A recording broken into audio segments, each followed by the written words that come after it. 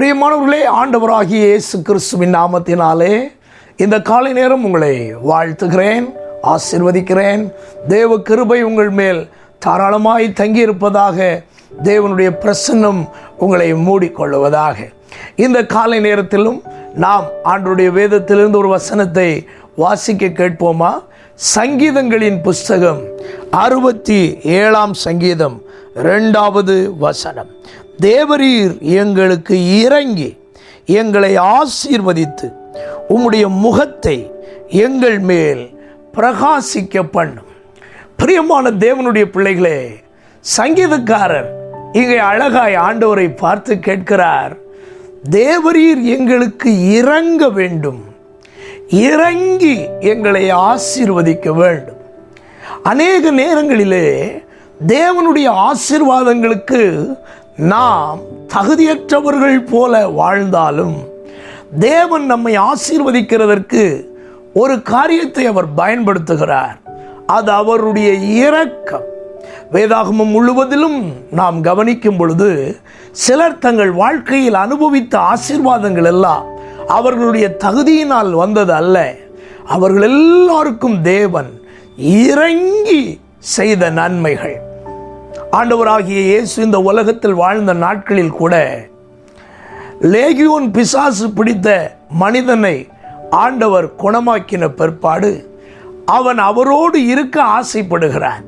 அப்பொழுது ஆண்டவர் அவனுக்கு சொன்ன ஒரு வார்த்தை, தேவன் உனக்கு இறங்கி செய்தவைகளை இந்த தெக்கப்போலி கிராமம் முழுவதிலும் நீ போய் பிரசித்தப்படுத்துவாயாக என்று சொல்லுகிறார். பாருங்கள், தகுதியினால் அல்ல, இறங்கி அவர்களை ஆசீர்வதித்தார். இன்றைக்கும் உங்கள் வாழ்க்கையில் தகுதி குறைவுகள் இருக்கிறதா? நம்மிடத்தில் அவருடைய ஆசீர்வாதங்களை பெற்றுக்கொள்ள தகுதி இல்லை என்பது ஆண்டவருக்கு தெரிந்திருக்கிற உண்மை. நம்முடைய தகுதியினால் அவர் நம்மை அழைக்கவில்லை, நம்முடைய தகுதியினால் நம்மை அவருடைய பிள்ளைகள் ஆக்கவில்லை. நம்முடைய தகுதியினால் எதையுமே நாம் பெற்றுக்கொள்ள முடியாது. அதெல்லாம் அழுக்கான கந்தைகள்.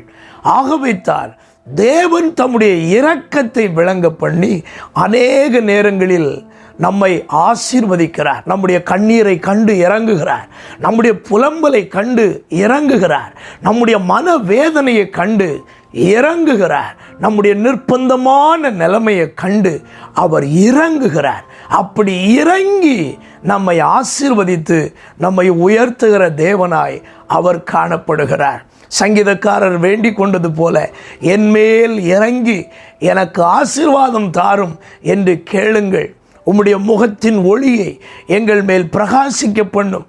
அப்பொழுது எங்கள் வாழ்க்கையில் இருக்கிற இருள்கள் விலகி போய்விடும், இருளின் ஆதிக்கங்கள் அழிந்துவிடும், என்னுடைய வாழ்க்கையும் பிரகாசம் உள்ளதாய் மாறும் என்று உங்கள் வாயினால் அறிக்கையிட்டு கர்த்தரை நோக்கி விண்ணப்பம் செய்யுங்கள். இன்றைக்கும் உங்கள் மனம் விசுவாசத்தினால் நிறைவதாக. கர்த்தர் எனக்கு இறங்கி என்னை ஆசீர்வதிப்பார், எனக்கு இறங்கி என்னை மேன்மைப்படுத்துவார், எனக்கு இறங்கி என்னுடைய எல்லா காரியங்களையும் கர்த்தர் வாய்க்க பண்ணுவார் என்று நம்புங்கள். கர்த்தர் இந்த காலை நேரத்திலும் உங்களை ஆசீர்வதிப்பாராக. ஜெபிப்போமா? சகல நன்மைகளையும் தம்முடைய முகத்தினுடைய ஒளியை பிரகாசிக்க பண்ணி எங்கள் மேல் இறங்கி எங்களுக்கு அருளுகிறதான எங்கள் நல்ல தகப்பனே, இந்த காலை நேரத்திலேயும் உம்முடைய பிள்ளைகள் எந்தெந்த பகுதிகளில் கர்த்தரால் ஆசீர்வதிக்கப்பட வேண்டும் என்று விரும்புகிறார்களோ அங்கங்கே உம்முடைய முகத்தின் ஒளியை பிரகாசிக்க பண்ணி இருளை விலக பண்ணி உம்முடைய இரக்கத்தை அவர்கள் மேல் உதிக்கும்படி செய்து அவர்கள் அத்தனை பேரும் உம்முடைய ஆசீர்வாதத்தினாலே நிரப்பப்பட, உம்முடைய நன்மைகளினால் நிரப்பப்பட பரலோக தேவன் அவர்களுக்கு உதவி செய்யும்படியாக ஜெபிக்கிறேன். அப்படி நீங்கள் ஒவ்வொருவரையும் உயர்த்துகிறதுக்காக உமக்கு நன்றி சொல்லுகிறேன் அப்பா. நிச்சயமாக அவர்களை ஆசீர்வதிங்க. ஒருவர் கூட ஆசீர்வாத குறைவுகளோடு வாழக்கூடாது. எல்லாரையும் ஆசீர்வதித்து உயர்த்துங்க. இந்த நாளையும் எங்களுக்கு ஆசீர்வாதமாய் ஜெயமாய் மாற்றித்தாரும். எங்களோடு கூட இரும். இரட்சகர் இயேசுவின் நாமத்தில் இவைகளை மிகுந்த மனத்தாழ்மையோடு வேண்டிக் கொள்கிறோம் எங்கள் நல்ல பிதாவே, ஆமென்.